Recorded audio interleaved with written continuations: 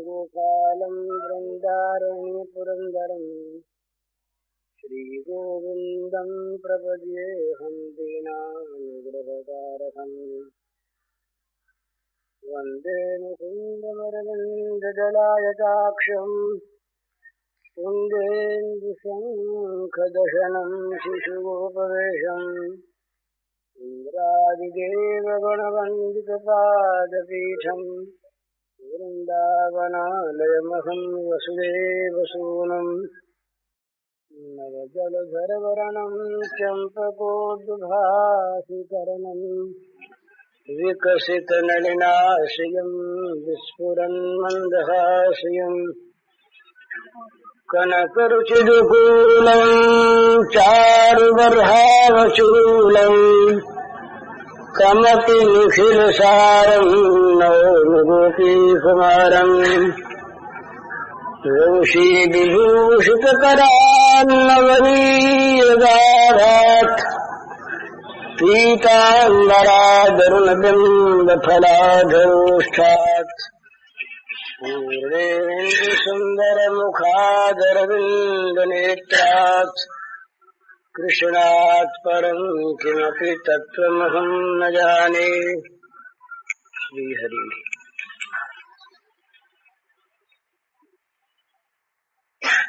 समस्त प्राणियों के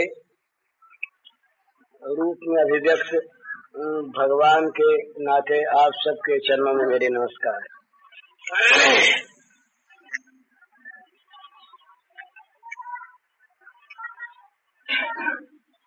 हम बहुत बातें कहते हैं, सुनते हैं,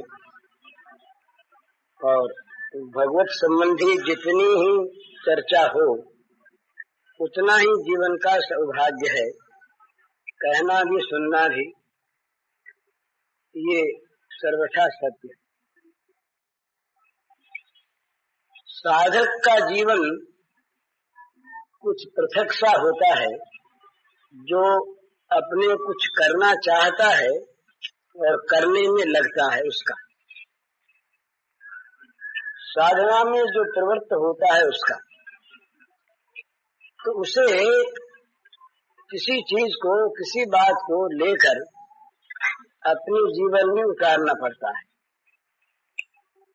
मार्ग अनेक हैं और सभी मार्ग अपनी अपनी रुचि, अधिकार, विचार, परिस्थिति के अनुसार ठीक हो सकते हैं, परंतु चलना होगा किसी एक मार्ग से ही, और चलना होगा। बिना चले नहीं हो सकता और एक मार्ग पर बिना चले नहीं हो सकता। कोई न चलना चाहे अथवा बार बार मार्ग बदले, उसके लिए बड़ी कठिनता होती है, वो आगे बढ़ सके या नहीं। तो जो मार्ग जिसको अच्छा लगे, जिसको जिस पर प्रीति हो, जिसको जो रुचिकर हो, उस मार्ग पर चलना शुरू कर दे, ये बड़ी आवश्यक बात है। यूं भगवत चर्चा निरंतर सुनता रहे, कहता रहे, पढ़ता रहे, पर अपने मार्ग से में सावधानी के साथ चलता रहे, इसकी बड़ी आवश्यकता है। ये नितांत सत्य है कि भगवान है, भगवान मिलते हैं, भगवान हम सबको मिल सकते हैं, इसमें संदेह की बात नहीं। और उनका मिलना भी बहुत दुर्लभ नहीं। भगवान को कठिन और असंभव न माने भला, कभी भी भगवत प्राप्ति को असंभव अथवा कठिन न माने, अपने को भगवत प्राप्ति का अनधिकारी न माने। सभी अधिकारी हैं, अपने बल पर नहीं, भगवान की कृपा के बल पर। भगवान के स्वभाव सौहार्द के बल पर, भगवान के शील सौंदर्य के बल पर अपने को अधिकारी माने, अनधिकारी न माने। कभी भी ये निराश मन में न हो कि मुझे भगवान की प्राप्ति नहीं हो सकती। जगत में भी आशावादी होना विचारकों की दृष्टि में लाभदायक होता है, पर जगत में की आशा कभी किसी की आज तक पूर्ण नहीं हुई और होगी नहीं। तो जगत के पदार्थों के संबंध में तो सत्पुरुषों का ये अनुभव है कि यहाँ तो निराश होना ये है वही सुखदायी है, नैराश्यम परमम सुखम। लेकिन भगवान के संबंध में आशावादी होना बहुत आवश्यक है। भगवान की प्राप्ति होगी, अवश्य होगी, ये अपने मन में आशा और दृढ़ आशा रखे। और जल्दी प्राप्त करने का साधन कोई बाहर का नहीं है। जिसको प्राप्त करने की जल्दी हो उसको जल्दी मिल सकते हैं। प्राप्त करने में जिसको देर सहन होती हो, अभी आवश्यकता नहीं हो, उसके लिए देर हो सकती है। ये तो आवश्यकता की चाह की वस्तु है। जहाँ चाह प्रबल हुई और वो अनिवार्य आवश्यकता के रूप में प्रकट हो गई, बस भगवान का प्राकट्य वहीं हो जाता है। ये सहज बात है। लेकिन अपने मन में ये ऐसी उत्कट चाह होनी चाहिए कि उसके बिना रहा न जाए, उसके बिना काम न चले। जब तक काम चलता है तब तक हमारा काम चलता है, तब तक उनका काम भी चलता है। जब हमारा काम नहीं चलेगा उनके बिना, तो उनका काम नहीं चलेगा हमारे बिना, चाहे हम अत्यंत नगण्य ही हों, हम तुच्छ हों, हम उनके किसी काम के न हों। परंतु जब उनके बिना हमारा काम न चलेगा तो उनका काम भी हमारे बिना न चलेगा। ऐसी बात मानकर आगे बढ़ना चाहिए। और एक बात बहुत ही ध्यान में रखने की है कि जीवन का उद्देश्य जो है ना, इसमें व्यभिचारी भाव नहीं होना चाहिए। वो एक ही चीज, एक ही भगवान प्राप्त करने योग्य वस्तु रह जानी चाहिए। उस दिन अपनी बात हुई थी ना, दो भाव यदि हो, भगवान में प्रियतम बुद्धि जो हम प्राप्त करना चाहते हैं उसमें हमारी प्रियतम बुद्धि, और उसके लिए प्राणों का क्रंदन, ये दो चीज ही काम की चीज है। जिसको हम प्राप्त करना चाहते हैं उसमें हमारी प्रियतम बुद्धि, उससे अधिक हमारा प्रिय कुछ भी नहीं, उससे अधिक हमारे लिए आवश्यक कुछ भी नहीं। सारी प्रियता और सारी आवश्यकता उसके सामने सब नीचे रह जाती हैं, बल्कि सारी प्रियता और सारी आवश्यकता उस एक में जाकर समा जाती। ये प्रियतम भाव, भगवान हमारे परम प्रियतम, और उन भगवान के लिए हमारे प्राण रो रहे। ये एक सिद्धांत है, सबका अनुभूत है कि जो वस्तु अत्यंत प्रिय और आवश्यक होती है उसके न मिलने पर बेचैनी होती है, दुख होता है। दिन भर यही प्रश्न आते हैं, भजन होता नहीं, चाहते हैं। झूठ नहीं बोलते, बोलने वाले ठीक कहते हैं।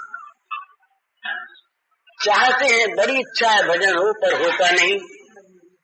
तो अगर वो अपने आप को देखें तो भजन न होने पर दुख होता है क्या?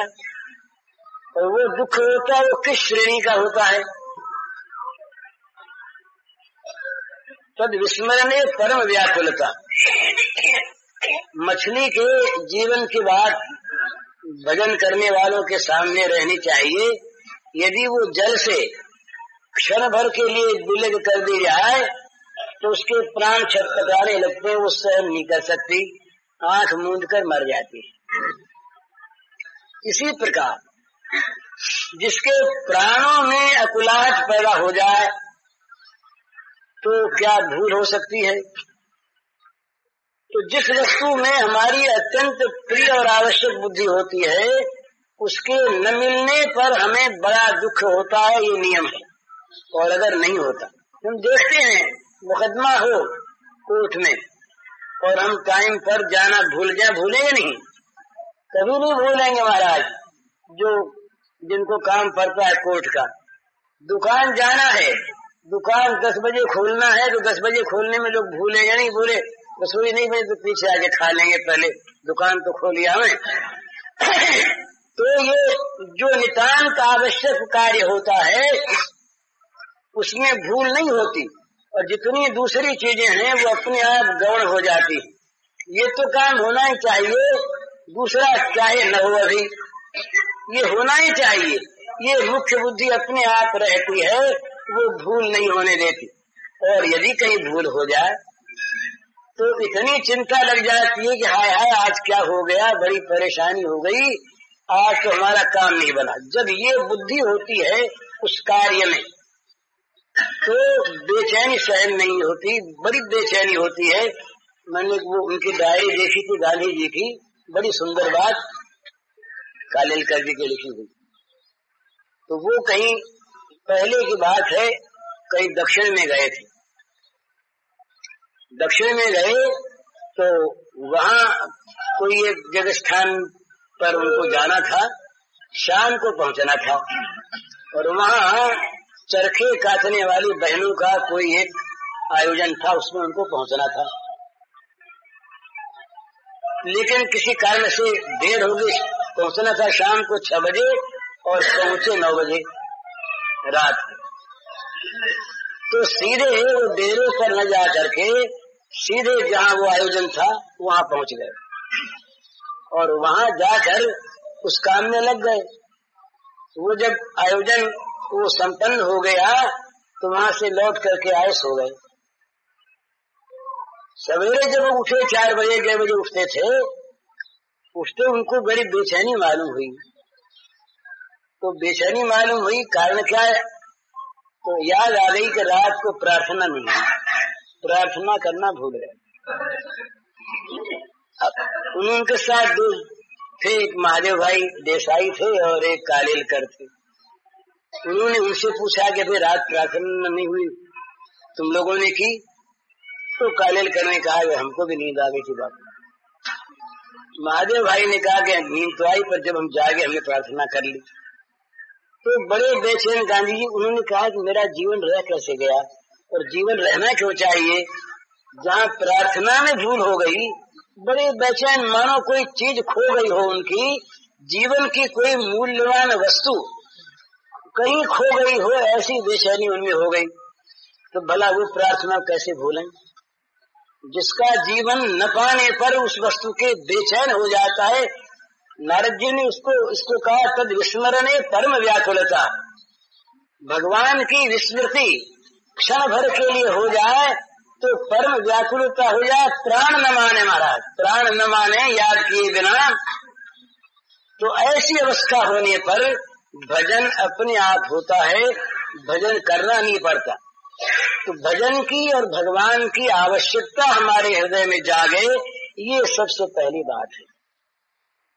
जब तक आवश्यकता नहीं जागती तब तक हमारा जो भजन होता है या प्राप्त करने की जो भी साधना होती है वो गौण रूप से होती है। उसमें कई दूसरे कारण आ जाते हैं, और यद्यपि वो होना अच्छा है, उसके होते होते ही वो परिपक्व होकर और वो रुचि के रूप में, अति के रूप में, आवश्यकता के रूप में, प्रियता के रूप में भी परिणत हो सकती है। परंतु जब तक वैसा नहीं होता तब तक उसके अंदर ऊपरी भाव रहता है। ऊपरी भाव में हम भूल जाएं। आप लोगों में से कौन कैसे, मुझे ठीक किसी के हृदय का नहीं पता, परंतु ऐसे लोग कम जरूर होंगे कि जिनके घर का कोई बड़ा प्रिय से प्रिय पदार्थ कहीं खो जाए और एक दिन भगवान का भजन करने का अवसर न मिले, तो इन दोनों में बेचैनी कैसी होती है, समान होती है या तो कम ज्यादा होती है। बल्कि ये होता होगा बहुतों के लिए जैसों की बात कि भजन चाहे छूट जाए, अरे एक दिन न किया सही, जरूरी काम हो तो करना ही है ना। हम कहेंगे वहां पर एक भजन एक जरूरी काम, ये दो अंतर कर लीजिए आप। बोले भाई ये बहुत जरूरी काम है आज, और आप तो माला फेरने बैठ गए, तो हम बहुधा ऐसा कह सकते हैं कि भाई कोई बात नहीं, जरूरी काम पहले करना है, भजन तो क्या पीछे कर लेंगे, कल कर लेंगे। और न हुआ एक दिन तो कौन सी बाबा हानि हो गई, क्या इसमें आफत आ गई कि इसके बिना नहीं चलता। वो तो जरूरी काम अगर न किया जाए तो बड़ी आफत है। तो जरूरी काम है वो, भजन जरूरी काम नहीं। भजन भी जरूरी है पर उससे कम जरूरी, भजन भी जरूरी है पर एक दिन भजन न हो तो कोई कुछ गया आया नहीं, न सही। पर जिसके लिए भजन जरूरी है वो उस भजन को छोड़ नहीं सकता, जिसके लिए भजन अत्यंत प्रिय है वो उसे भूल नहीं सकता। वो भुलाने की चेष्टा करे तो भूल नहीं सकता। भजन करना और भजन होना, अंतर श्वास हम लेते हैं, ये क्या याद करने के लिए लेते हैं कि भाई आज इतना श्वास लो, याद करो श्वास को। श्वास न आए तो प्राण घुटने लगते हैं, बेचैनी होती है, आए तो बस प्राण रह रहे हैं। श्वास लिया अपने आप आता है, लिया नहीं जाता। इसी प्रकार भजन के साथ तादात्म्य हो जाए जीवन का, ये तो भजन असली। और उसके पहले कम से कम भजन की हमारे मन में आवश्यकता पैदा हो जाए, भगवान की आवश्यकता पैदा हो जाए, तब आज 10-5 सज्जनों से माताओं से बात हुई, सबका एक ही उत्तर है। ये उस समय मैं पूरा नहीं बोल सका, एक ही उत्तर है कि भजन की आवश्यकता हम अपने जीवन में पैदा कर लें, भगवान की प्रियता और आवश्यकता हम अपने जीवन में पैदा कर लें, तो भजन फिर छूटेगा नहीं। बल्कि कई बार ऐसा शायद हो अवसर कि जब आपको आवश्यकता महसूस हो कि आज तो भजन जरा कम करें तो अच्छा, पर आपका जीवन कहेगा कि इसके बिना तो मैं रहूंगा नहीं। ऐसी बात वो श्री राधिका जी से, उनकी तो बड़ी ऊंची बात, पर आदर्श ऊंचा होना चाहिए।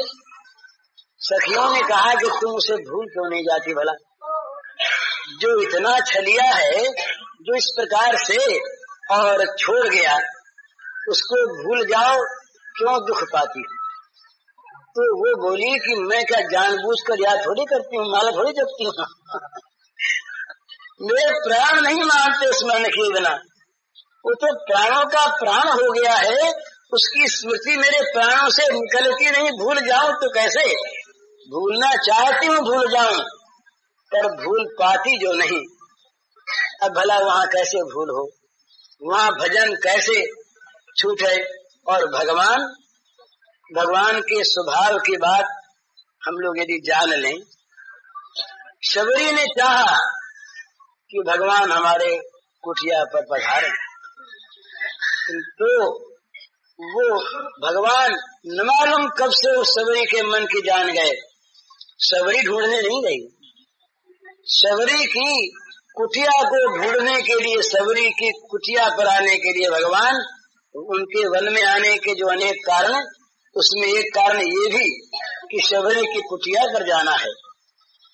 और वहाँ जंगल में ढूंढते हुए, खोजते हुए, कौन शबरी का नाम जानता था, कहाँ उनके विज्ञापन लगे हुए थे, कौन कौन सी उसकी विज्ञप्ति थी कि बड़ी भारी भजन करने वाली कोई है, नाम कुछ नहीं।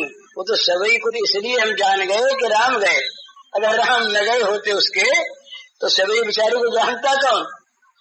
पर राम उसकी कुटिया पर पहुंचे, इसलिए अब शबरी का नाम कोई नहीं जानता। भिलनी इसीलिए कहते हैं, शायद कोई कहते हैं ब्राह्मणी थी, होगी, तपस्विनी थी, पर शबर भील को कहते हैं, इसलिए वो शबरी भिलनी कहलाने लगी। पता नहीं उसका क्या नाम था, तो पर वो क्यों हो गई प्रसिद्ध सबरी? न मालूम कितने भक्तों ने भगवान को भजा होगा, हम नहीं जानते। आज न मालूम यहाँ इनमें बैठे लोगों में न मालूम कौन कितने ऊंचे प्रेमी होंगे, हमें क्या पता है। उन्होंने कोई विज्ञापन थोड़ी लगा रखा है अपना। तो सबरी के घर पर भगवान पहुंचे ढूंढते हुए। भक्तमाल की कथा आती है बड़ी सुंदर। ऋषियों के आश्रम, बड़े बड़े तपस्पूत, सब सन्य महात्मा लोग, सबके आश्रम से दूर से उनके आने का समाचार कोल भीरों ने, गांव के लोगों ने कह दिया कि अवधेश कुमार भगवान रामचंद्र लक्ष्मण आ रहे हैं। सारे वो तपोधन ऋषि मुनि बाहर आके दरवाजों पर खड़े हो गए, स्वागत करना है, हमारे यहाँ पधारेंगे। राम ने अवज्ञा नहीं की, राम बड़े ब्रह्मण्य हैं, पर यहाँ तो वो राम दूसरे रूप में आ रहे हैं। राम को जाना है सबरी के घर। लीला के अलग अलग प्रसंग होते हैं ना, जहाँ वो ऋषियों के आश्रमों में जाए वहाँ और ढंग से जाते हैं।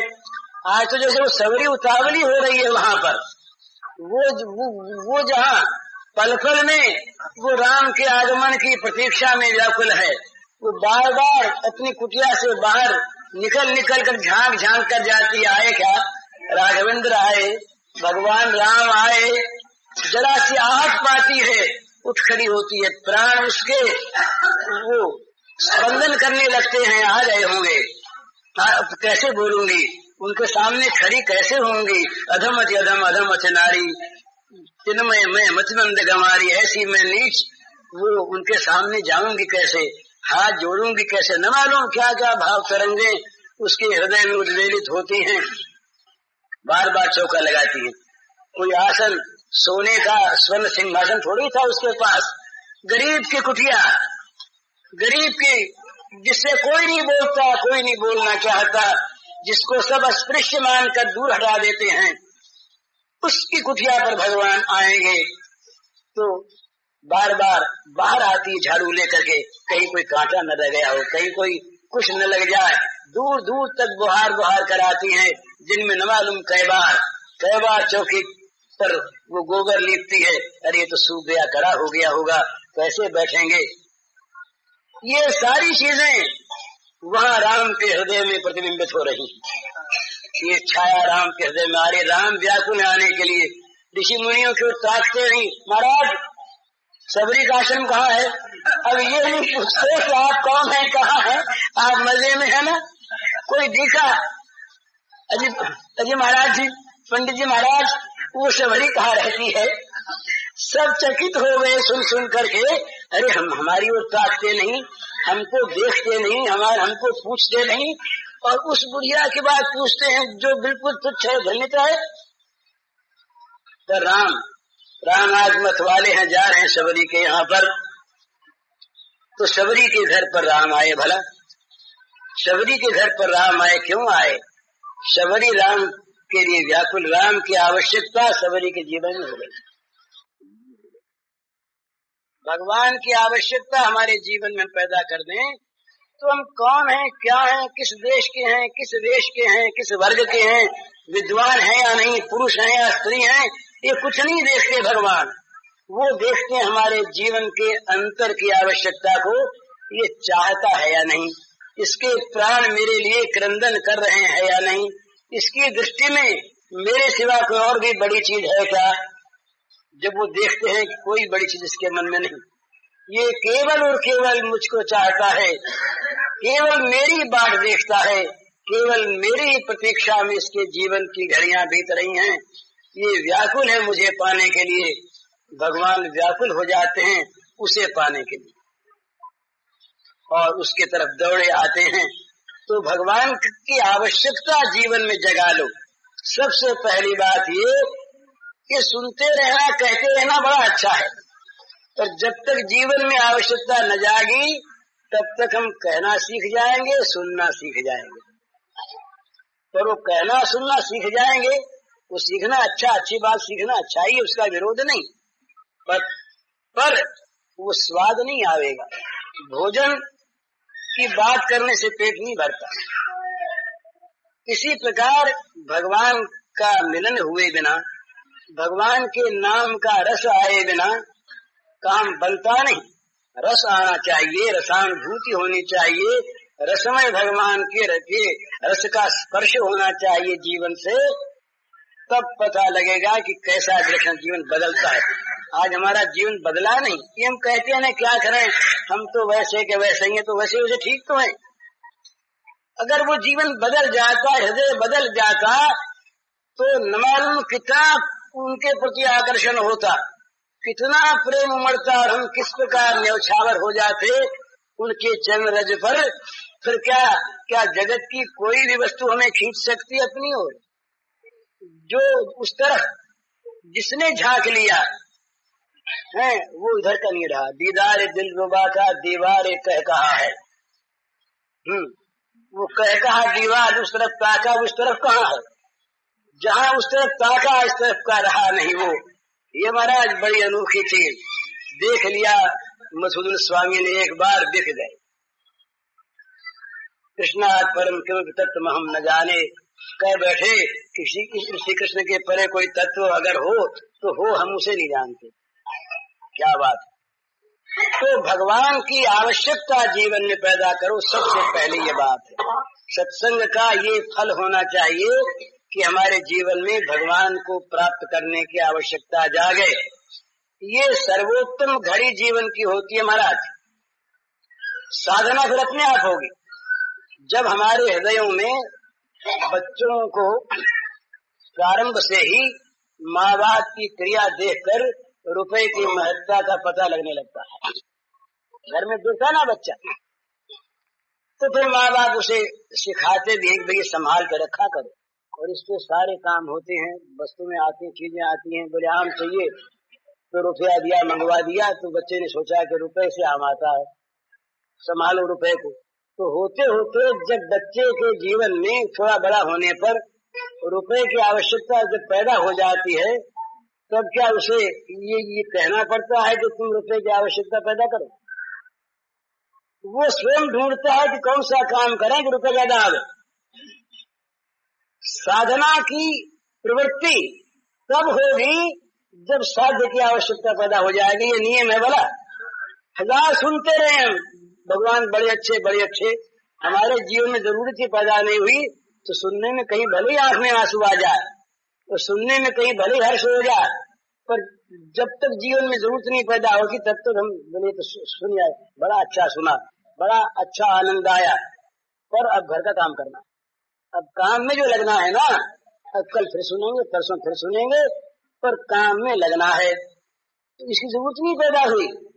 तो जीवन में जरूरत पैदा जिसके हो जाए भगवान की, जब हो जाए वो घड़ी जीवन में परिवर्तन ला देने वाला वो क्षण, ये सबसे बड़े महत्व का क्षण है। इसके बाद वो आवश्यकता अपने आप साधना को ढूंढेगी। बोले भाई जल की प्यास लगी, अब जल की प्यास लगी तो जल का अनुसंधान अपने आप प्रारंभ हो जाएगा।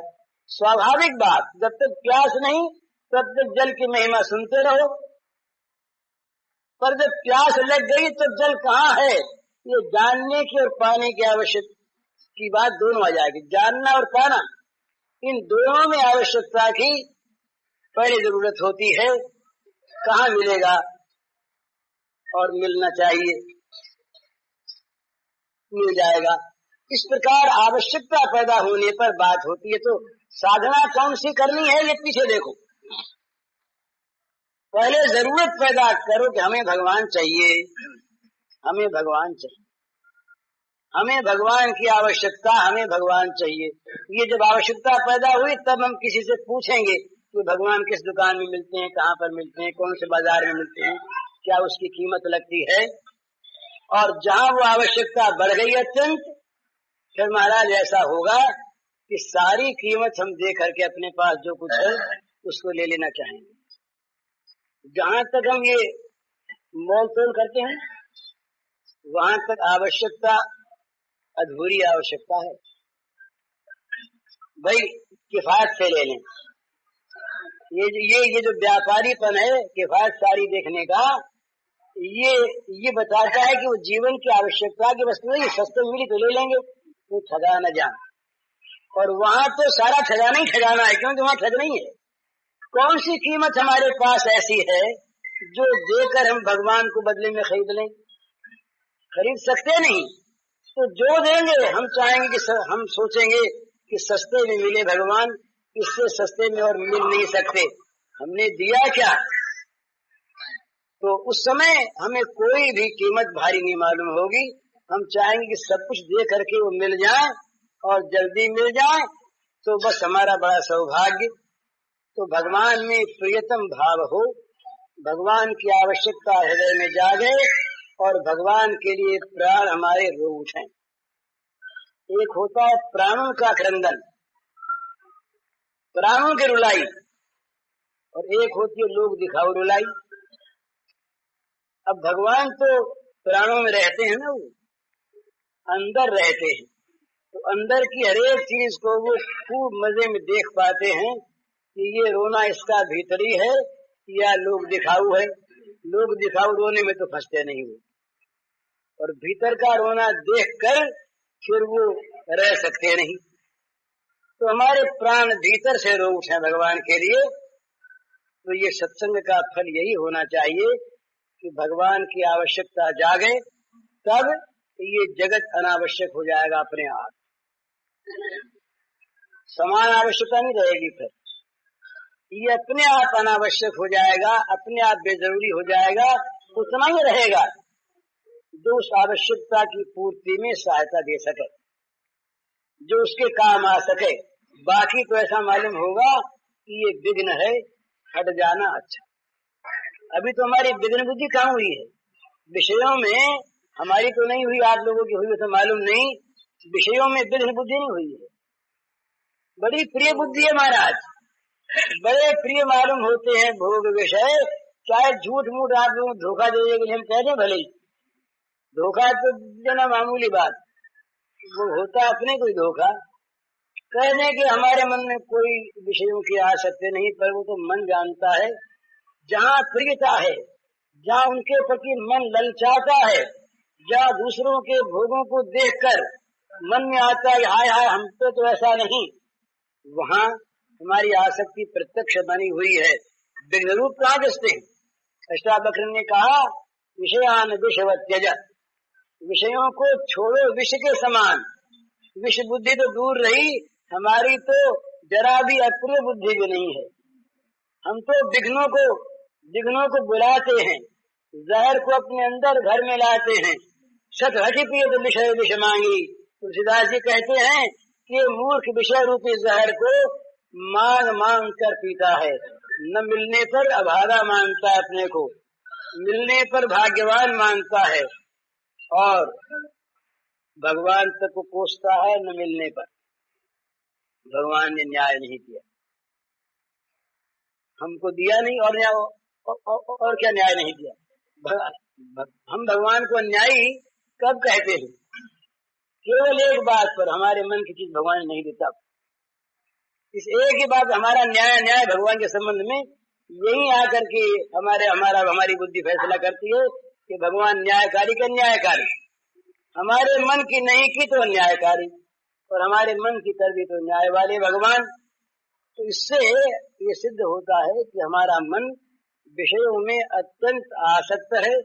भोगासक्ति हमारे जीवन का स्वरूप बनी हुई, और भगवान में हमारे जीवन की रति नहीं, भगवान की आवश्यकता नहीं। भगवान को प्राप्त करने के लिए हमारे प्राण रोते नहीं। तो साधक जो है उसकी तभी साधना सिद्ध होती है, और तभी साधना आगे बढ़ती है जब साध्य के लिए उसके प्राणों में व्याकुलता आ जाती है।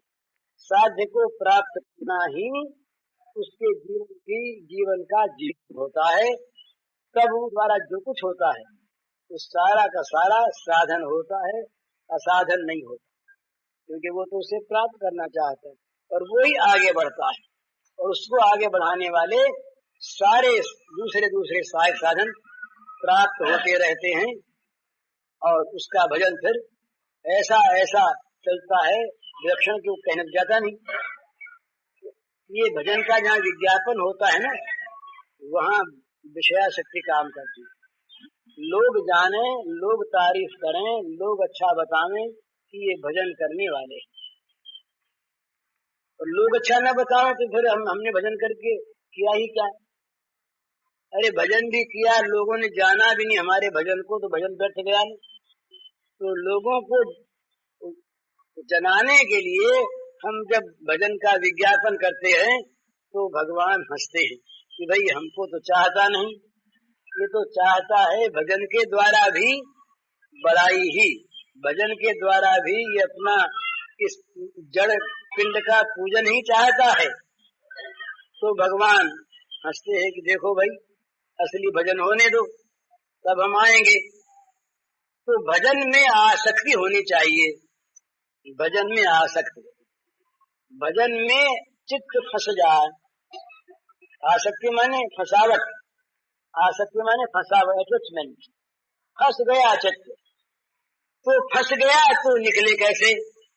ये प्रेमी लोग जो होते हैं ना, इनमें यही तो अद्भुत कारण होता है कि उनका मन भगवान में फंस जाता है और उनके मन में भगवान आकर के फंस जाते हैं।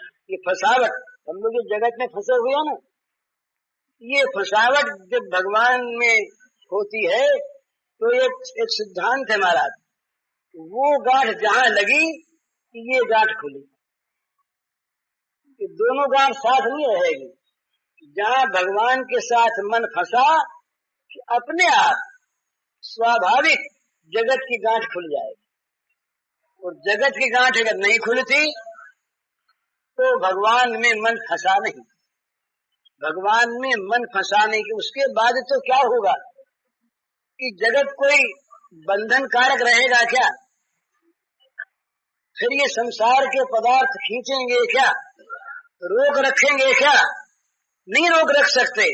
जब वो उनका आह्वान होगा और जब उनके लिए प्राण हमारे रो उठेंगे, उस समय ये रास पंचाध्यायी को पढ़ करके देखिए, वंशी ध्वनि पड़ी कान में उनके, मुरली ध्वनि, और मुरली ध्वनि तो बजी तो सब जगह, पर मुरली को सुना केवल उन्हीं श्री गोपांगनाओं ने जिनका भगवान ने आह्वान किया था।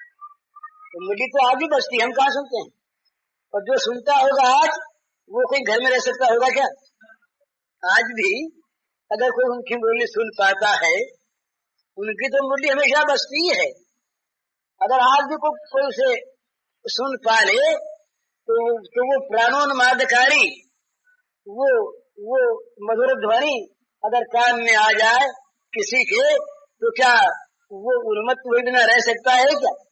फिर क्या घर द्वार उसके बाधक होते हैं? तो बड़ा सुंदर वहाँ वर्णन किया सुखदेव जी ने कि किस तरह से वे श्री गोपांगनाएं अस्त व्यस्त हो गई, भूल गई।